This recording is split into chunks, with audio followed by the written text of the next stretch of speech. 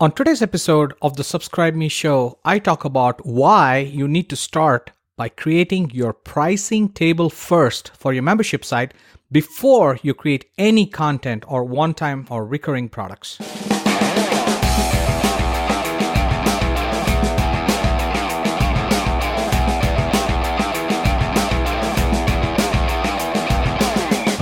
Hello and welcome to episode number 62 of the Subscribe Me show from subscribeme.fm, where I talk about creating membership sites and online courses, how to make, market, and monetize digital content, the world of WordPress, and tools, techniques, and tips that you can use to create a long-term profitable online business. I'm Ravi Jayagopal.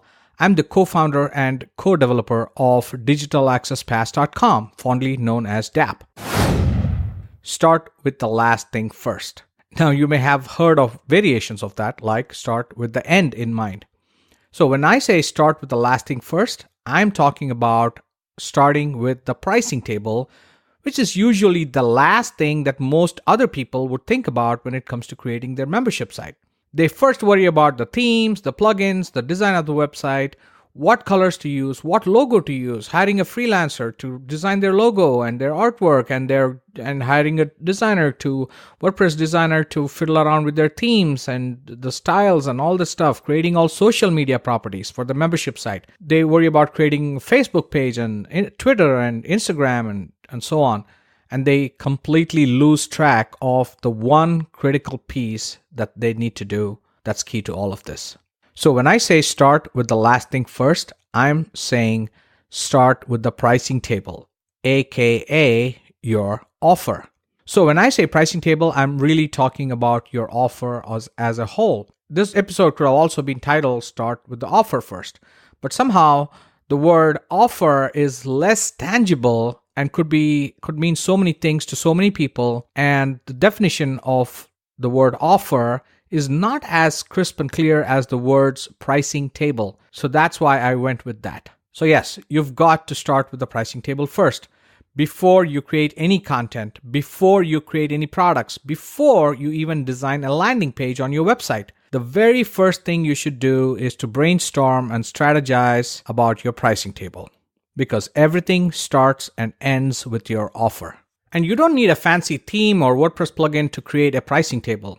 You can actually do it real simple with a simple Microsoft Excel spreadsheet or a Google Sheet. I have a screenshot of my new pricing table that I created in Microsoft Excel for my upcoming membership site, and you can see it by going to subscribeme.fm/62. So since this is an audio podcast, let me see if I can help you visualize this pricing table.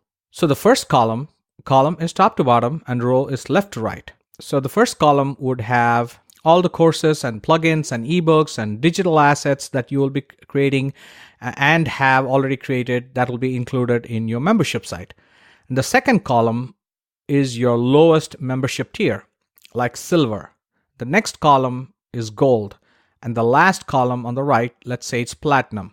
Now, it doesn't have to be lowest to highest. It could be, platinum, gold, and silver too, reverse order. We can talk about that in a different episode. And you can see my screenshot that it's the most beautifully minimal pricing table that you will ever see. And it just took a few minutes to create. And there are so many reasons for why you should start with the pricing table. Let me start by explaining a similar concept.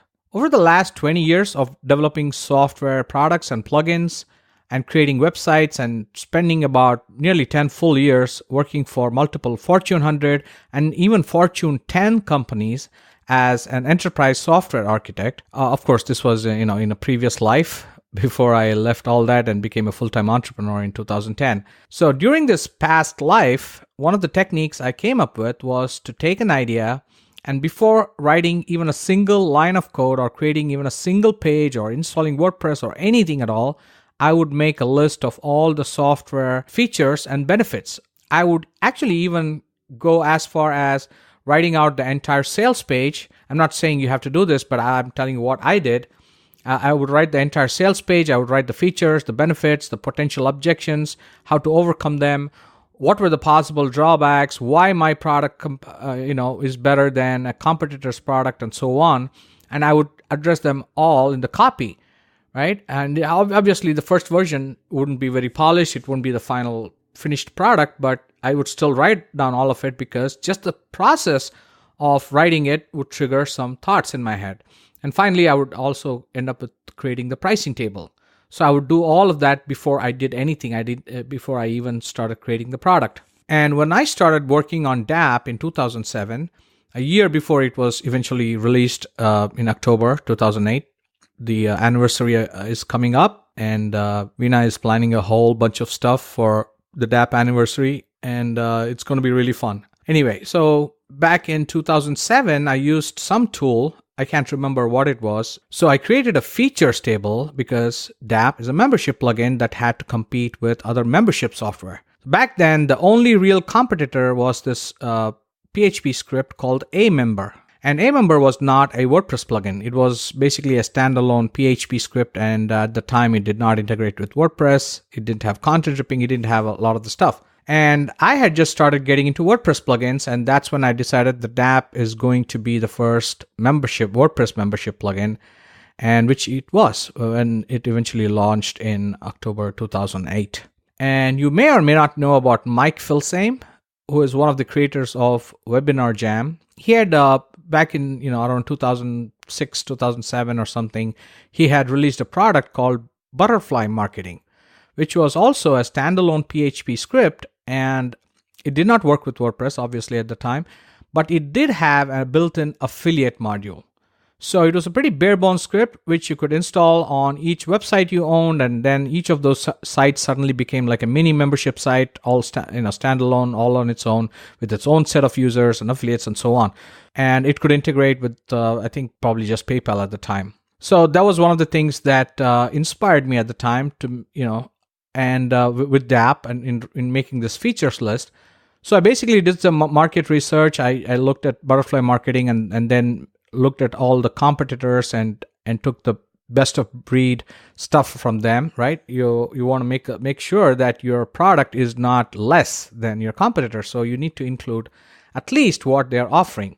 And it doesn't have to be all right away, which I'll talk about in a little bit, but you have to have that vision when you're starting out. So I made this list of all the features, and one of the features that I had come up with at that time, which nobody else had thought of before, was the ability to drip content, pre-created content, especially WordPress pages and posts.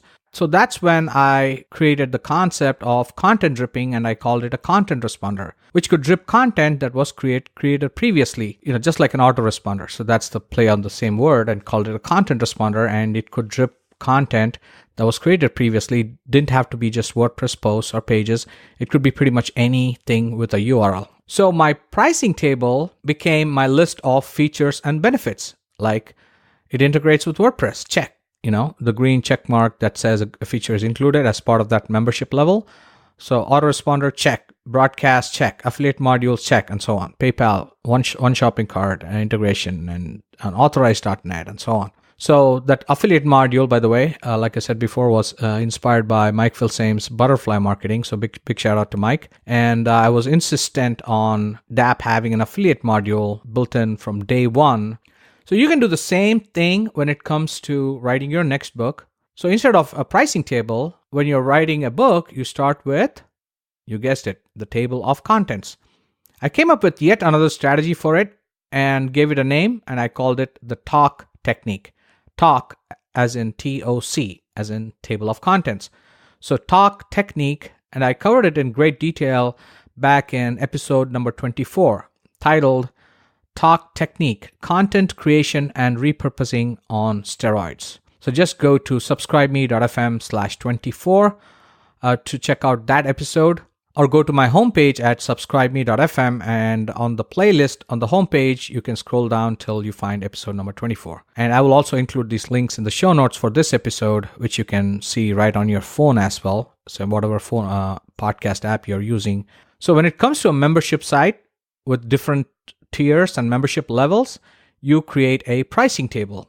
And creating a pricing table as the very first thing you do triggers your brain cells to consciously and subconsciously start thinking about not just the quote unquote cost or the price, but also the quote unquote value of your offer.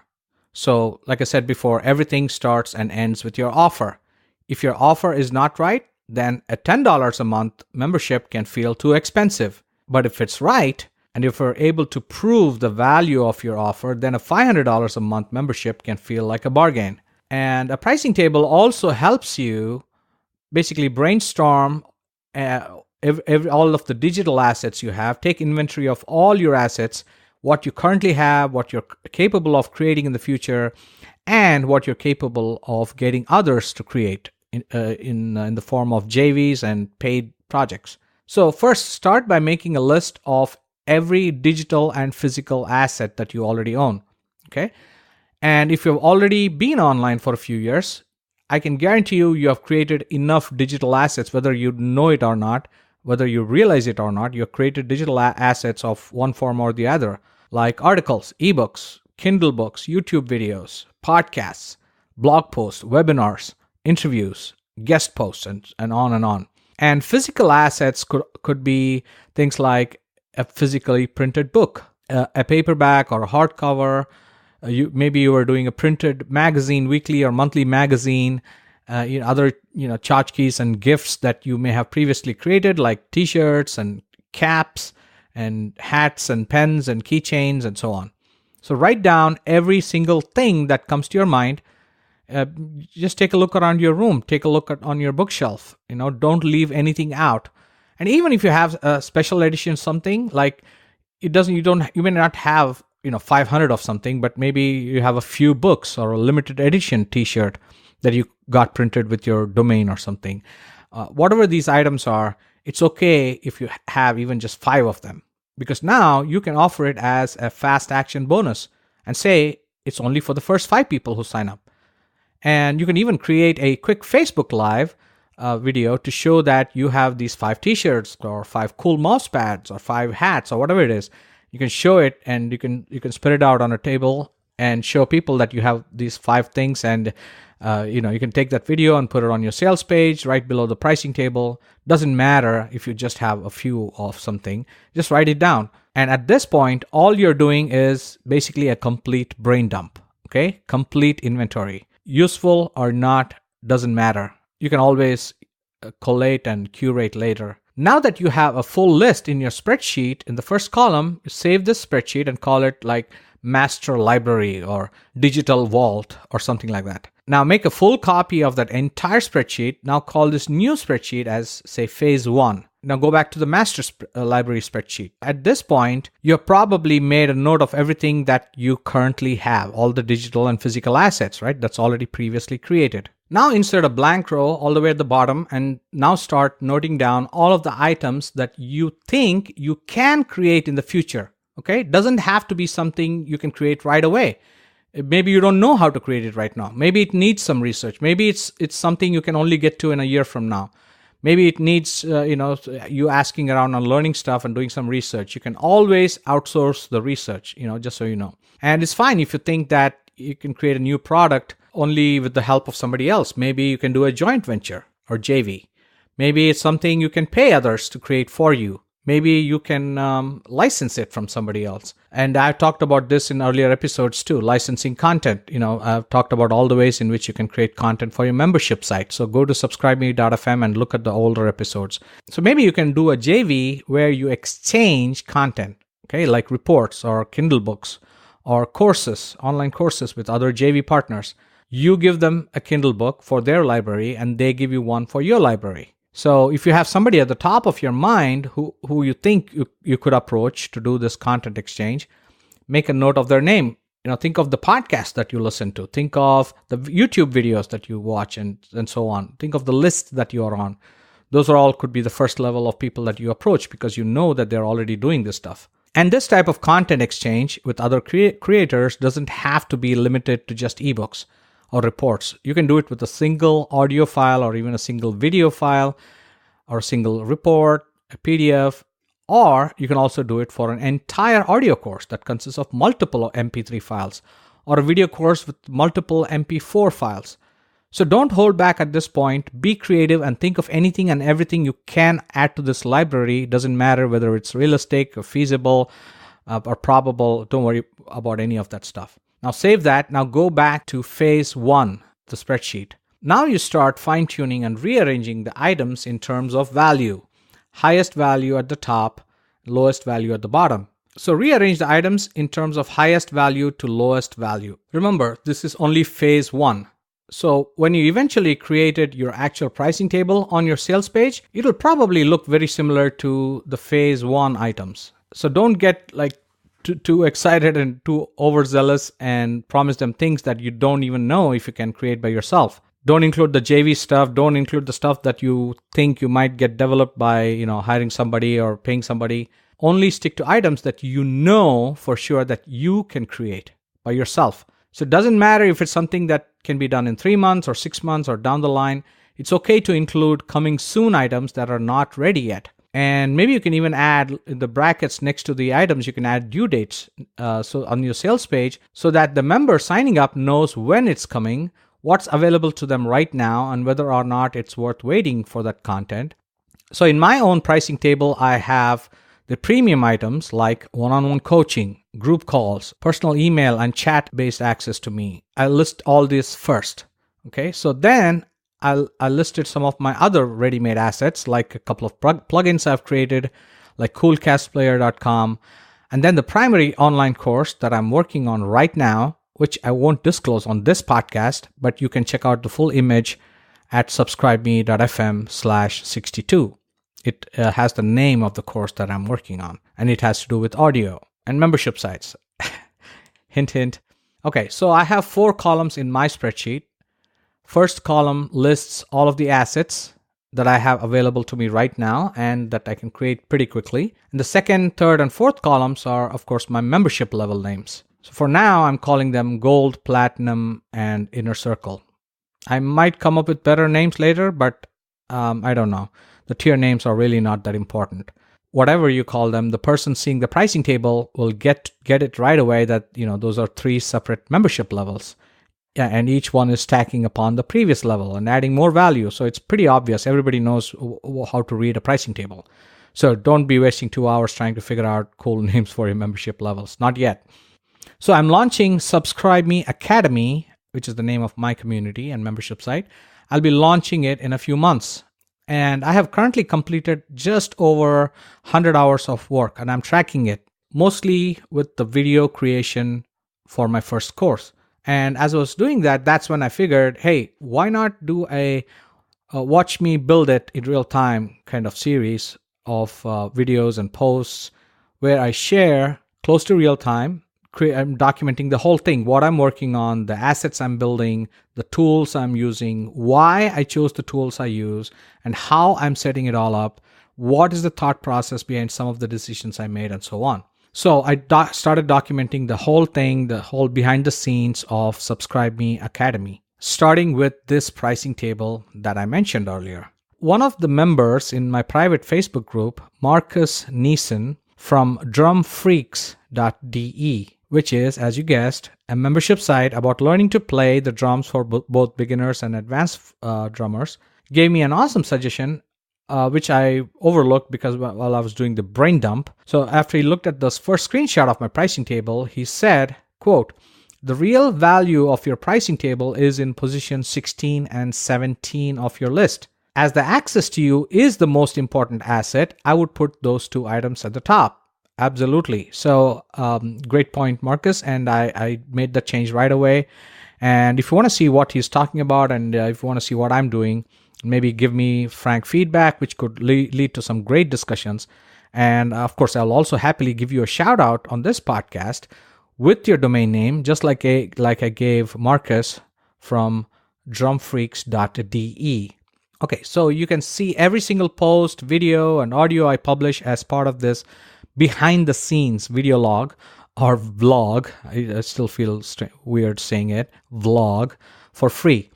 So I've published 3 posts so far, and all of them are video posts, and it's completely free, no obligations. And most importantly, I would love to get your comments, critique, and suggestions. And I want you to comment on what I'm posting. I want you to help me build it. So come and be a part of my exciting journey, and I know we'll both learn from each other. And if nothing else, it'll be fun hanging out with you and commenting and doing lolscat with each other. So just go to subscribeme.fm/group, and that will take you to my free Facebook group, and one click to join. So hope you'll join me and be a part of my journey to creating my next big, exciting new thing. So that's it. Thank you for listening to the Subscribe Me Show from subscribeme.fm. Cheers and talk soon.